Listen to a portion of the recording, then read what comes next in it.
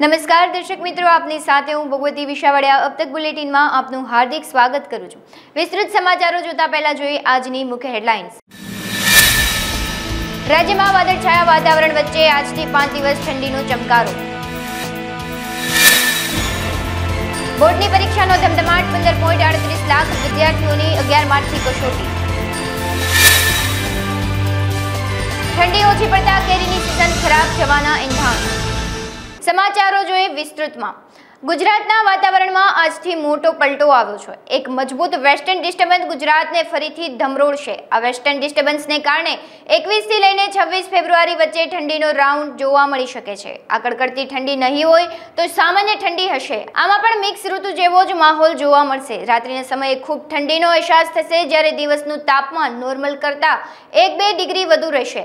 4 દિવસ ઠંડી વધવાની આગાહી કરવામાં આવી છે, જ્યારે વેસ્ટર્ન ડિસ્ટર્બન્સ સાયક્લોનિક સર્ક્યુલેશનમાં પરિવર્તન જોવા મળ્યું છે। લઘુત્તમ તાપમાનમાં ઘટાડો થતા ઠંડીનો અનુભવ થશે અને લઘુત્તમ તાપમાનનો પારો 14 ડિગ્રી આસપાસ રહી શકે છે। ગુજરાત માધ્યમિક અને ઉચ્ચતર માધ્યમિક શિક્ષણ બોર્ડ દ્વારા 11 માર્ચથી લેવામાં આવનારી ધોરણ 10 અને 12ની પરીક્ષાને લઈને એક્શન પ્લાન જાહેર કરાયો છે, જે અનુસાર આ વખતે બોર્ડની પરીક્ષામાં કુલ 15.38 લાખ વિદ્યાર્થીઓ ઉપસ્થિત રહેનાર છે।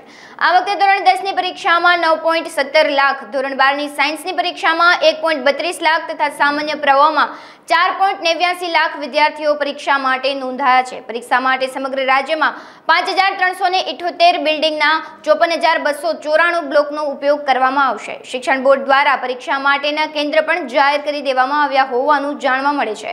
બોર્ડની પરીક્ષાને લઈને તમામ તૈયારીઓ પૂર્ણ થતા હવે આગામી દિવસોમાં બોર્ડ દ્વારા પરીક્ષા માટેની હોલ ટિકિટ ઇસ્યુ કરવામાં આવશે। ઉનાળામાં લોકો જેની આતુરતાપૂર્વક રાહ જોવે તે કેરી આ વખતે ઓછી આવવાની છે, જેને પગલે તેના ભાવ પણ આસમાને રહે તેવી શક્યતા સેવાઈ રહી છે। આની પાછળનું કારણ એ છે કે કેરીના મોર ઠંડીના અભાવે ખૂબ ઓછા આવ્યા છે અને ગુજરાતનો ગીર વિસ્તાર જે કેસર કેરીના ઉત્પાદન માટે વિશ્વભરમાં પ્રસિદ્ધ છે, પણ આ વખતે અહીં કેરી ઉગાડતા ખેડૂતો ચિંતામાં ગરક થઈ ગયા છે। આ વખતે કેરીના મોર ખૂબ ઓછા આવતા આ મામલે કૃષિ વૈજ્ઞાનિક ડોક્ટર GR ગોહિલ જણાવે છે કે આ વર્ષે વરસાદ પાછળથી પડ્યો હતો। જો કે તેની કોઈ વધુ અસર આંબાને પડી નથી, પણ મુખ્ય કારણ એ છે કે ઠંડી આ વર્ષે ખૂબ ઓછી રહી છે। દર વર્ષે જેટલી ઠંડી આ શિયાળામાં પડી નથી।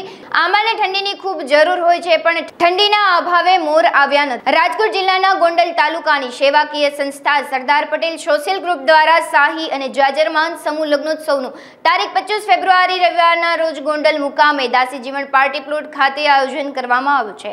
શાહી સમૂહ લગ્નોત્સવ 31 દીકરીઓ પ્રભુતામાં પગલાં માંડશે, ત્યારે દીકરીઓને પગથી માથા સુધીનો કરિયાવર કરવામાં આવ્યો છે। પ્રેમનું પાનેતર લેવા પટેલ સમૂહ લગ્નોત્સવમાં દીકરીઓને આશીર્વાદ આપવા અને રાજકીય અને સામાજિક ક્ષેત્રના પ્રતિષ્ઠિત મહાનુભાવો ઉપસ્થિત રહેશે। સરદાર પટેલ સોશિયલ ગ્રુપના સભ્યોએ अब तक મીડિયા હાઉસની ખાસ મુલાકાત લઈ પ્રેમનું પાનેતર લેવા પટેલ સમૂહ લગ્નોત્સવની વિગતવાર માહિતી પૂરી પાડી હતી। સરદાર પટેલ સોશિયલ ગ્રુપ અમારી સંસ્થા છે અને એમાં હું મહામંત્રી તરીકે ફરજ બજાવું છું અને મારું નામ જીગરભાઈ સાટોડિયા છે। આગામી તારીખ અમે આ અમારો દ્વિતીય સમૂહ લગ્નનું આયોજન છે અને આગામી તારીખ 25 ફેબ્રુઆરીના રોજ આ ભવ્યાતિ ભવ્ય સમૂહ લગ્નનું આયોજન કરવામાં આવ્યું છે। 31 દીકરીઓ પ્રભુતામાં પગલાં પાડશે।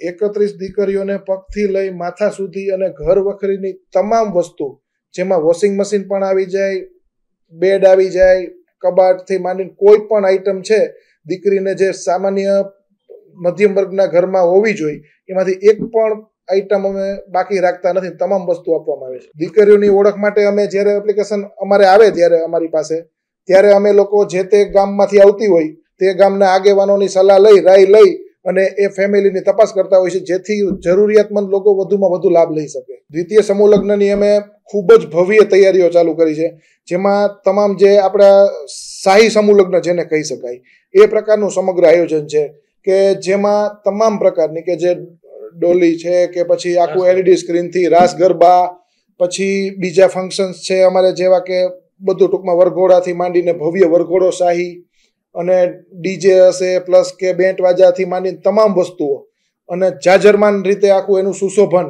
અને આખું અમે ડેકોરેશનથી માંડી અને તમામ થીમ અને મંડપો પણ વિવિધ કે જે આપણે સામાન્ય લોકો જે શાહી સમૂહ લગ્નમાં મંડપ વાપરતા હોય એવા મંડપ સર્વિસથી માંડીને તમામ આખું આયોજનબદ્ધ અમે કામ કરી રહ્યા છીએ। આ સમૂહ લગ્ન 25 ફેબ્રુઆરી અને દાસી જીવન પાર્ટી પ્લોટ ગોંડલ ખાતે આયોજન થઈ રહ્યું છે। આ સમૂહ લગ્નમાં રાજકીય, સામાજિક તેમજ વિવિધ સંસ્થાઓ તથા દરેક સમાજના આગેવાનોને પણ આમંત્રણ અપાયા છે.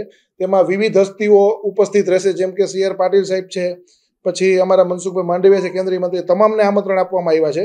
અને તેમજ અમારા સાંસદ સભ્યો, ધારાસભ્યો, તમામ લોકોને અથવા સર્વજ્ઞાતિના તમામ હોદ્દેદારો અથવા મહાનુભાવોને પણ અમે આમંત્રિત કરીએ છીએ. સરદાર પટેલ સોશિયલ ગ્રુપ છે એ બહોળી સંખ્યામાં અમારું ટીમ વર્ક છે અને એમાં અમારી સાથે મહિલાઓ, યુવાનો તથા વડીલ આગેવાનો તમામ લોકો થઈને અમારી 1000+ લોકોની ટીમ છે, જે સતત પ્રયત્નશીલ રહી આ સમૂહ લગ્ન સફળ બનાવવામાં કામ કરી રહી છે. પ્રથમ સમૂહ લગ્નમાં જ્યારે અમે કામ કરતા હતા ત્યારે અમુક વસ્તુ જે મંડપથી, ડેકોરેશનથી માંડી અથવા જે તે પ્રમાણે ડોલીઓ છે એ બધું અમે પ્લસ અત્યારે કરેલ છે. પ્લસ કે ડેકોરેશન, પછી અલગ અલગ થીમો અને જ્યાં વ્યવસ્થામાં ભાગરૂપે પણ ઘણા બધા અમે ચેન્જીસ કરેલ છે કે જેમાં લોકોને સરળતાથી અને બધું આયોજનબદ્ધ, શિસ્તબદ્ધ રીતે, કારણ કે બહોળી સંખ્યામાં લોકો ઉપસ્થિત રહેવાના છે, ત્યાં ઓછામાં ઓછા 10,000 થી 15,000 લોકોની હાજરી હશે.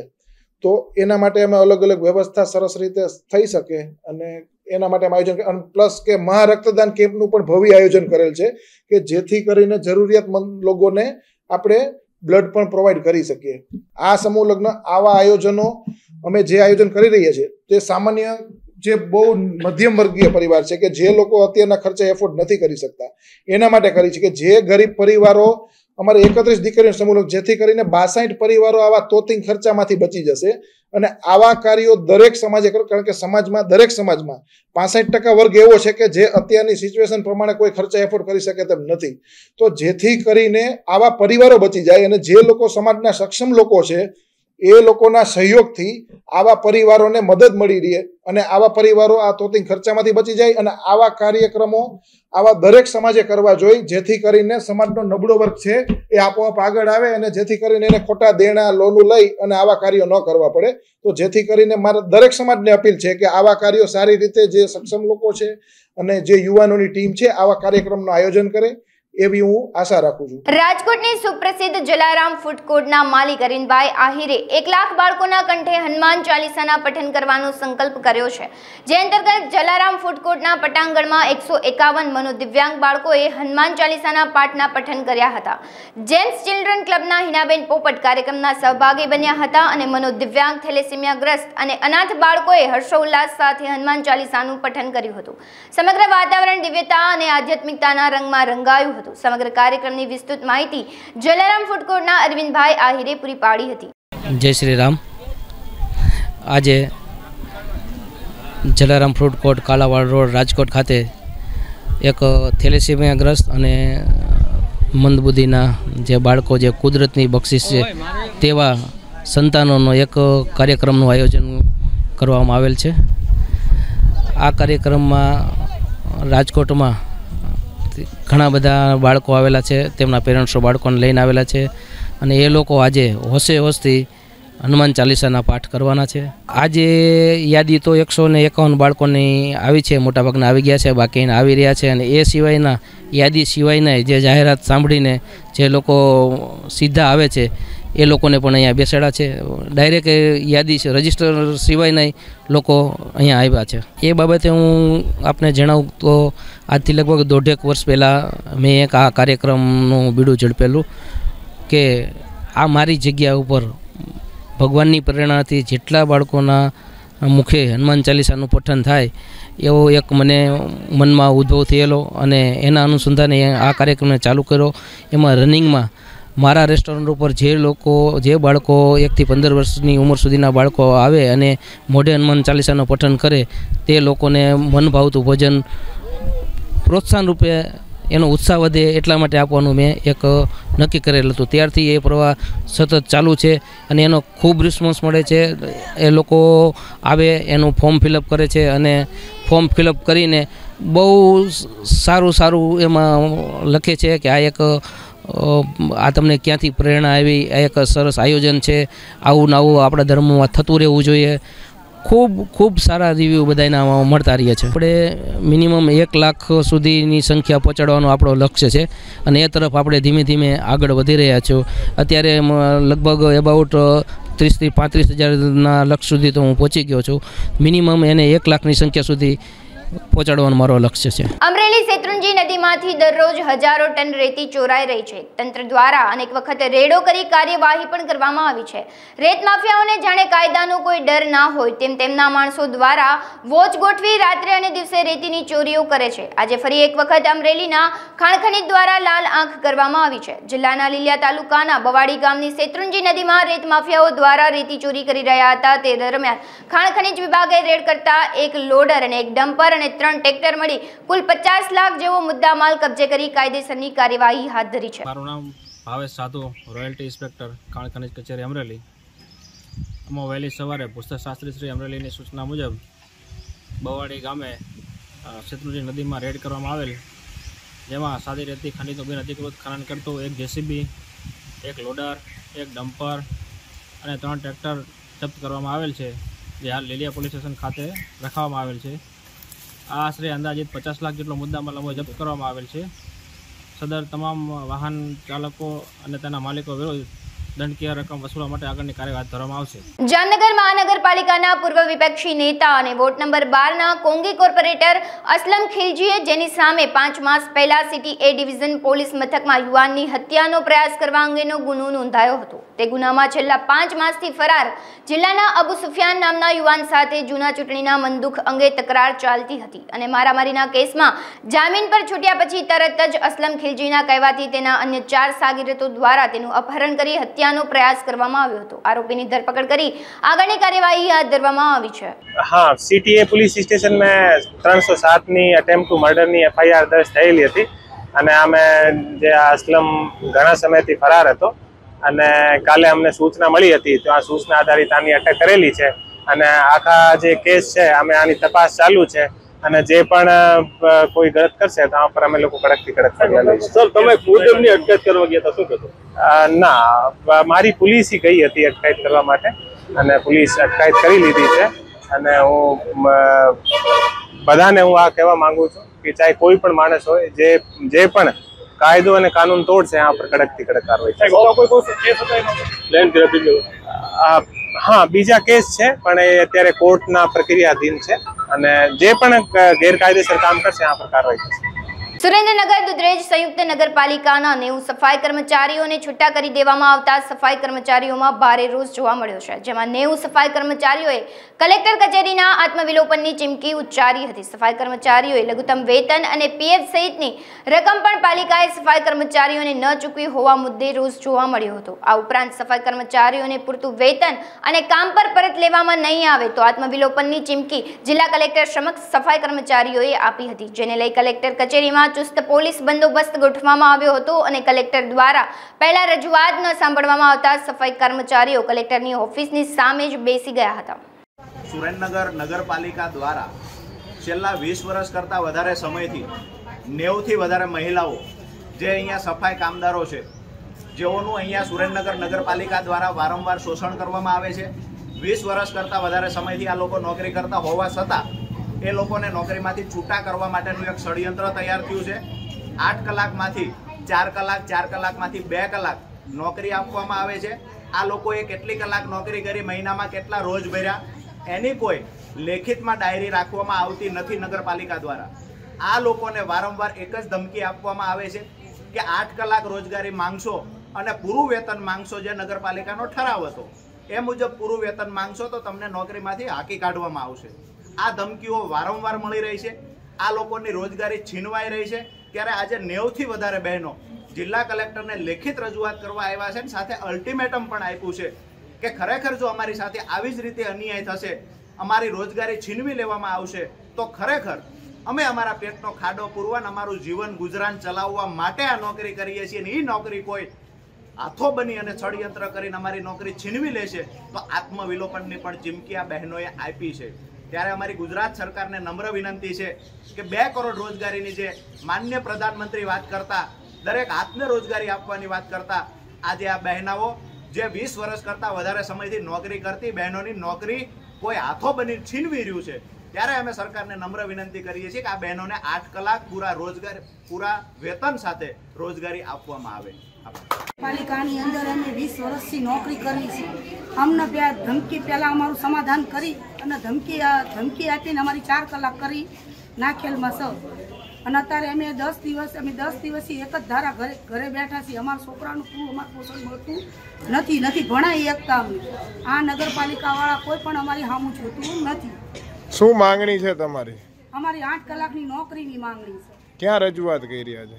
અત્યારે અમે કલેક્ટર ઓફિસે અમે રજૂઆત કરી છે. નહીં સ્વીકારાય તો શું કરશો? નહીં સ્વીકારાય તો અમે આત્મવિલાપ કરીશું. રામ ભક્તોનો પ્રવાહ અયોધ્યા તરફ વળ્યો છે ત્યારે જામનગરના બંને જિલ્લામાંથી 1450 થી વધુ રામ ભક્તો ખાસ ટ્રેન મારફત અયોધ્યા જવા રવાના થયા હતા, જેમાં સાંસદ પણ દ્વારકાથી જામનગર સુધી ટ્રેનમાં જોડાયા હતા. ત્યારથી જામનગરના રેલવે સ્ટેશન ઉપર ઉપસ્થિત રહેલા ભાજપના આગેવાનોએ વિદાય આપી હતી. દ્વારકાથી લગભગ 400 યાત્રિકો રવાના થયા છે. આ ટ્રેન જામનગર આવી પહોંચી હતી ત્યારે લગભગ જામનગર જિલ્લાના 1050 જેટલા રામ ભક્તો જામનગરથી આ ટ્રેનમાં જોડાયા હતા અને અયોધ્યા જવાના રવાના થયા હતા. જામનગર અને દેવભૂમિ દ્વારકા જિલ્લાના સાંસદ પૂનમબેન માડમ પણ દ્વારકાથી જ રામ ભક્તો સાથે ટ્રેનમાં જોડાયા હતા. આજરોજ જામનગર સંસદીય વિસ્તાર એટલે જામનગર જિલ્લો અને દ્વારકા જિલ્લામાંથી આસ્થા ટ્રેનની શરૂઆત દ્વારકાથી થઈ અને દ્વારકા, ખંભાળિયા અને જામનગર એટલે જામનગર જિલ્લાના સર્વે રામ ભક્તો અહીંથી લગભગ અત્યારના 1450 થી વધારે રામ ભક્તોએ આજે અયોધ્યાની યાત્રા માટે નીકળ્યા છે.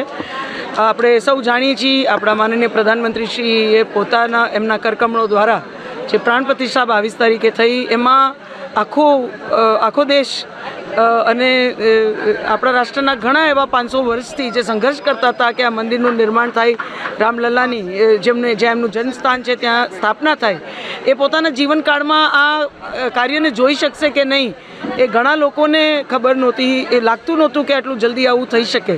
તો આજે જે ભાવ હતો એમનો બધાનો એ એક જ ભાવ હતો કે અમારા જીવનકાળમાં આ શક્ય થયું છે અને અમે જઈ એમના સાક્ષાત્કાર જે દર્શન કરશું એ પણ એમની જીવનનો એક મોટો લાવો. ઘણા એવા અહીંયા રામ ભક્તો હતા જેમનો આખા જીવનનો એક સંકલ્પ હતો કે જે દિવસે રામ ભગવાનની સ્થાપના ત્યાં થશે, રામલલ્લાની અને મંદિરની સ્થાપના થશે એ પછી જ અમુક કાર્ય, અમુક ટેક એવી એ લોકોએ અઘરી રાખેલી હતી. ઘણા એવા કારસેવકો છે, ઘણા એવા રામ ભક્તો છે જે આ દિવસ જોઈ નથી શક્યા અને એમને પોતાના પ્રાણની પણ ક્યાંક આહુતિ આ કાર્ય માટે સંઘર્ષ કરતા આપી છે. ત્યારે આજે જે આસ્થાની ઉર્જા હોય એ ખૂબ મોટી હોય અને એ આસ્થાની ઉર્જાની અમને બધાને અનુભૂતિ થઈ અને લોકોના આંખમાં આંસુ હતા, હર્ષના આંસુ હતા કે અમે માની નથી શકતા કે અમે આ યાત્રા માટે જઈએ છીએ. ત્યારે માનનીય પ્રધાનમંત્રીશ્રીની એક લાગણી હતી કે આખા દેશમાંથી જેમની આસ્થાને લીધે, જેમની મહેનતને લીધે, જેમના અવાજને લીધે, જેમના સંઘર્ષને લીધે આ કાર્ય શક્ય થયું છે એ તમામને આ યાત્રા તેઓ કરાવશે અને એ જ દિશામાં આજે જામનગર સંસદીય ક્ષેત્રના લગભગ 1450થી વધારે રામ ભક્તો અહીંથી એમને પ્રસ્થાન કરાવ્યું. તમે પણ આ એમની ઉર્જાને, આસ્થાના સાક્ષાત્કાર કર્યા. મેં કીધું એમ અનેક રામ ભક્તોના આંખોમાં આંસુ હતા, એમનો એક જે ભાવ હતો અને અત્યારે જે આશીર્વાદ તેઓ માનનીય પ્રધાનમંત્રીશ્રીને આપતા હતા એ આશીર્વાદની ઉર્જા હું માનું છું કે એટલી શક્તિશાળી છે કે આવતા દિવસોમાં આ રાષ્ટ્રને સાચા અર્થમાં એક વિકસિત રાષ્ટ્ર કરવાની દિશામાં જ્યારે સંકલ્પિત હોય તો એમને ક્યાંક વધારે બળ મળશે. એ પ્રકારની ઉર્જામાંથી આજે આ તમામ નાગરિકોને, રામ ભક્તોને અહીં પ્રસ્થાન કરાવી અમે બધા પણ જિલ્લા અધ્યક્ષશ્રી હોય, શહેર અધ્યક્ષશ્રી હોય, ચૂંટાયેલા સર્વે પ્રતિનિધિઓ હોય, બધા ક્યાંક અમે પણ બધા એક અમારી જાતને ભાગ્યશાળી સમજી છીએ કે આ પ્રકારની આખી વ્યવસ્થામાં આજે અમે ભાગરૂપ રહી. જૂનાગઢ સિવિલ હોસ્પિટલમાં 3જા માળેથી નીચે પટકાતા યુવતીનું મોત થતા સમગ્ર પંથકમાં ભારે ચકચાર મચી જવા પામી છે. ગીર સોમનાથના કોડીનારના દેવલપુરા ગામે 25 વર્ષીય યુવતી માનસિક રીતે અસ્વસ્થ હોવાના લીધે હોસ્પિટલ ખાતે સારવાર માટે આવી હતી. જ્યારે યુવતીની માતા કેસ બારી પર કેસ કઢાવવા માટે ગયા ત્યારે આ યુવતી 3જા માળે પહોંચી હતી ને ત્યારબાદ 3જા માળેથી નીચે પટકાતા યુવતીને માથા અને ગરદનના ભાગે ગંભીર ઇજાઓ થઈ હતી. હોસ્પિટલના ડોક્ટરો દ્વારા તેમને સારવાર આપવામાં આવી હતી પરંતુ સારવાર દરમિયાન યુવતીનું મોત નીપજ્યું હતું. હાલ જૂનાગઢ પોલીસ દ્વારા અકસ્માતનો ગુનો નોંધી તપાસ હાથ ધરવામાં આવી છે. નમસ્કાર, હું doctor Krutarth Brahmbhatt, medical superintendent, GMERS general hospital Junagadh. આજ રોજ બપોરે 4 વાગ્યા આસપાસ માનસિક રીતે એક અસ્વસ્થ બહેનનું 3જા માળેથી પડી જવાથી માથાના ભાગે તથા ગરદનના ભાગે ગંભીર ઈજા થયેલ હતી.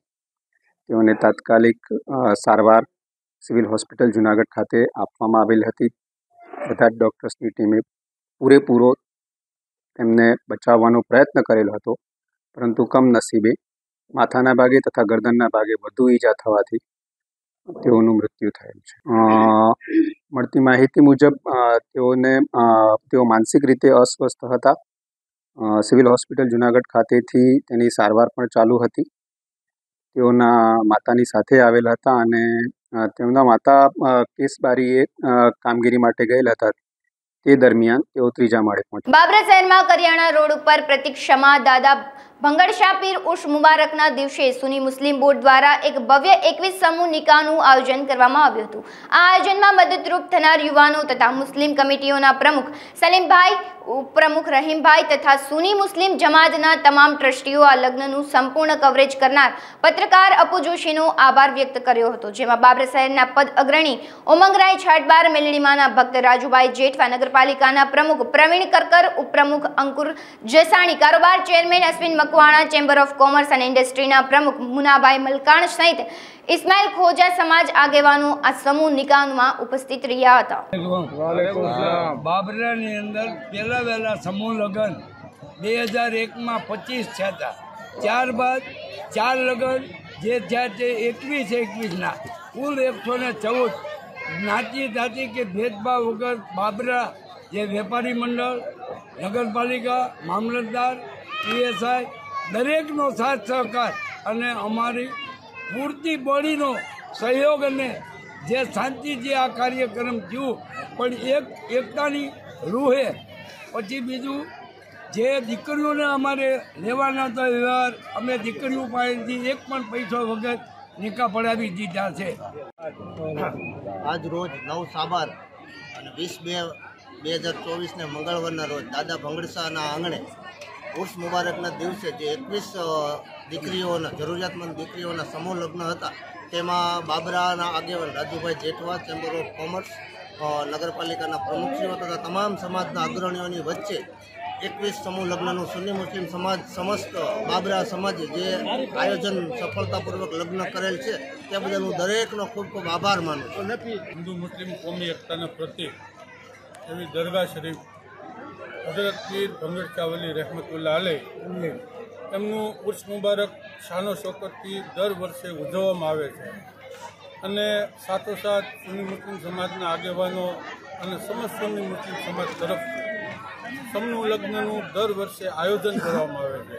જેની અંદર 20-25 દીકરીઓના દર વર્ષે અહીંયા નિકાહ થાય છે કે જે નિરાધાર હોય છે, ગરીબ દીકરીઓ હોય છે અને સારામાં સારું કરિયાવર આપી અને દરેક જાનૈયાઓને સારામાં સારું જમાડી અને અહીંથી દીકરીઓને દાદાની દુઆ સાથે, સમાજના આગેવાનો દુઆ સાથે દીકરીઓને અહીંથી વળાવે છે.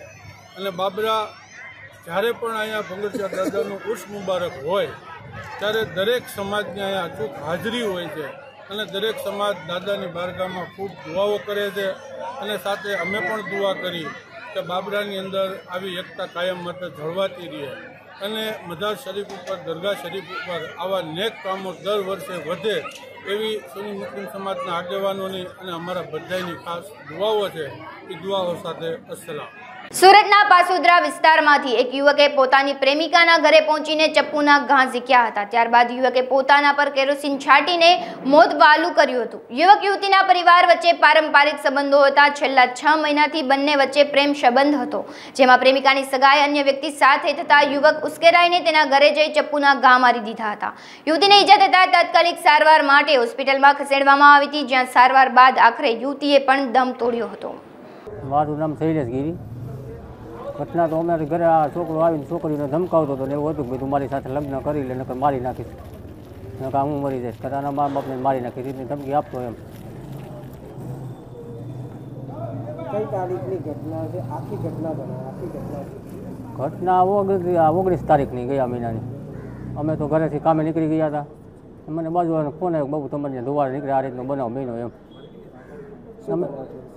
એ કોઈને ખબર નહોતી કે શું થયું છે. આવીને જોયું ત્યાં છોકરી પોતે મરી ગયેલો હતો ને છોકરીને શરીર લાગી ગયેલી હતી, ઘા મારી દીધો હતો અને છોકરી સળગેલી હતી. એ પછી હોસ્પિટલ દાખલ નીકળી ગયા હતા. પછી પાછળ અમે આવ્યા દવાખાને. તમારી મોટી છોકરીએ જોયું તો એને શું કીધું? ભાઈ કે આવ્યો ને ખખડાવ્યું એટલે દરવાજો ખોલ્યો અંદર ઘરી ગયો, સરી લઈને સરી બતાવીને પેટ્રોલ છાંટીને સળગાવી કે ભાઈ તું મારી સાથે લગ્ન કરી લે એમ નકર મારી નાખીશ. એ રીતની ઘટના હતી. આ અગાઉ ત્યારે એને આવું કહ્યું હતું ખરું છોકરા? મેં અગાઉથી પહેલાં કંઈક કીધું છે કે તું મારી સાથે લગ્ન કરી લે. મેં એના પપ્પાને વાત કરી હતી, ફોન કરેલો કે ભાઈ આ તમારો છોકરો આ રીતનો કહે છે કે એના પપ્પા કે હું ભાઈ એને સમજાવીને તેડાવી લઈશ અહીંયા એમ. હાલમાં સુરત શહેરે સમગ્ર ભારતમાં સ્વચ્છતામાં પ્રથમ ક્રમ હાંસલ કર્યો છે. આ સ્વચ્છતાની વાત કરીએ તો શહેરમાં દિવસ દરમિયાન અને રાત્રિ દરમિયાન વિવિધ ડોર ટુ ડોર વ્હીકલ, સ્વચ્છતા મિત્રો તેમજ નાઇટ સ્ક્રેપિંગ અને બ્રશિંગની ટીમ દ્વારા સ્વચ્છતા રાખવામાં આવે છે. આ જ સ્વચ્છતાને જાળવી રાખવા માટે સુરત મહાનગરપાલિકા દ્વારા અથાગ પ્રયત્નો કરવામાં આવે છે. આ સાથે જે લોકો, જે શહેરીજનો આ સ્વચ્છતાની જાળવણીમાં બેદરકારી દાખવે છે તેમના પર પણ સુરત મહાનગરપાલિકા તરફથી વોચ રાખવામાં આવી રહી છે. જાહેરમાં ગંદકી કરતા અને જાહેરમાં સ્વચ્છતાને લઈને ન્યુસન્સ ફેલાવતા તત્વો સામે સીસીટીવી દ્વારા અથવા તો જો જાહેરમાં એ તત્વો દેખાય તો તે રીતે આપણે દંડ ફટકારવાની કામગીરી પણ હાલમાં હાથ ધરવામાં આવી રહી છે. ICCC દ્વારા સીસીટીવી કેમેરા દ્વારા તો મોનિટરિંગ થઈ જ રહ્યું છે, પણ તે છતાં શહેરના આરોગ્ય વિભાગની ટીમ દ્વારા પણ જો જાહેરમાં કોઈ ગંદકી ફેલાવતા જણાય તો તેમને દંડ કરવામાં આવી રહ્યો છે. એવી જ એક પ્રકારની દંડની આપણે 18 તારીખના રોજ પાલ RTO ખાતે એક વરઘોડામાં જ્યારે રસ્તા પર ખૂબ જ પ્રમાણમાં તેમણે ફટાકડા ફોડીને રસ્તો ખરાબ કરેલો હતો ત્યારે આપણા આરોગ્ય વિભાગની ટીમ દ્વારા તેમને દંડ ફટકારવામાં આવેલો હતો. દંડ ફટકારવાનું મુખ્ય આપણું શહેરીજનોને એવું દંડ ફટકારવા કરતાં પણ શહેરીજનોને આ એક ખાસ અપીલ છે કે જ્યારે સ્વચ્છતામાં આપણે સુરતને પ્રથમ ક્રમ જાળવી રાખવાનો છે, સુરતના તમામ રસ્તા આપણે ચોખ્ખા જ રાખવાના છે હંમેશા માટે, ત્યારે આ પ્રકારનો જાહેરમાં ગંદકી કરીને રસ્તાઓ નહીં ખરાબ કરે અને સ્વચ્છતા ધારો કે કચરાને લગતી જો બાબત હોય તો એ કચરો ડસ્ટબિનમાં, ગાર્બેજ બેગમાં અને ડોર ટુ ડોર ગાડીઓને જ આપે એવી ખાસ શહેરીજનોને અપીલ કરવામાં આવે છે. કેટલાનો દંડ કેટલો ફટકારવામાં આવ્યો છે? પાલ RTO પર ગત રોજ કુલ 7,000 જેટલા રૂપિયાનો દંડ ફટકારવામાં આવ્યો. તેમજ શહેરમાં વિવિધ સ્થળે છેલ્લા 15 થી 20 દરમિયાન વિવિધ ઝોનોમાં પણ આ રીતે જાહેરમાં ગંદકી કરનારને દંડ ફટકારવામાં આવી રહ્યો છે. સુરેન્દ્રનગર જિલ્લામાં તસ્કરો બેફામ બન્યા છે. જિલ્લામાં 12 કલાકમાં બીજી ચોરીની મોટી ઘટના સામે આવતા સમગ્ર પંથકમાં ભારે ચકચાર મચી જવા પામી છે. વઢવાણ તાલુકાના વડોદ ગામે જીનમાં ચડી બનિયાનધારી ગેંગના સાગીરાતોએ ચોરીને અંજામ આપ્યો હતો. અંદાજે રૂપિયા 1.25 લાખની રોકડ રકમની ચોરી, આ ઉપરાંત કિંમતી ફાઇલોની ચોરી કરી ગેંગ ફરાર થઈ હતી. આ સમગ્ર બનાવને લઈ જીનના માલિકે તસ્કરોને પકડવા પોલીસ સમક્ષ માંગ કરવામાં આવી છે. ગામ વડોદ મહાદેવ જીનિંગ પ્રેસિંગ માલિક વહેલા 3 ને 10-15 મિનિટે બનિયાન થાળી તાટકેલ છે અને મુખ્ય બધા ડોક્યુમેન્ટ અગત્યના હતા એ બહાર લઈ જઈને ફેંકી દીધેલા છે અને રોકડ રકમ 1.25 થી 30 આજુબાજુની રકમ ગઈ છે. શું માંગણી છે પોલીસ વિભાગ પર? પોલીસમાં ઝડપી આ લોકોનો નિકાલ કરે, પકડી પડે, ભૂતી કાઢે એવી અમારી આશા છે. Jadav Aniruddhsinh Balvantsinh, Mahadev ginning pressing company મારે વઢવાણ તાલુકાની અંદર આવેલી છે. આ જીનિંગની અંદર રાત્રે 3:15 આશરે ચડ્ડી બનિયાનધારી ગેંગ ત્રાટકી હતી, જેમાં ઓફિસમાંથી મારા 1,25,000 સમથિંગ રોકડ તેમજ ઓફિસનું ફર્નિચર ને બધું તોડફાડ કરેલી છે અને તેમજ મારા અગત્યના ડોક્યુમેન્ટ લઈ ગયેલ છે અને ડોક્યુમેન્ટમાં બી નુકસાન પહોંચાડેલું છે. તો વહેલા તકે આવી ચડી બનિયાન ગેંગને ઝડપી અને જલ્દીમાં જલ્દી કાર્યવાહી કરે તેવી અમારી અપેક્ષા છે. હાલ સમાચારોમાં બસ આટલું જ. વધુ સમાચારો જોવા માટે તમે જોતા રહો અબ તક. નમસ્કાર.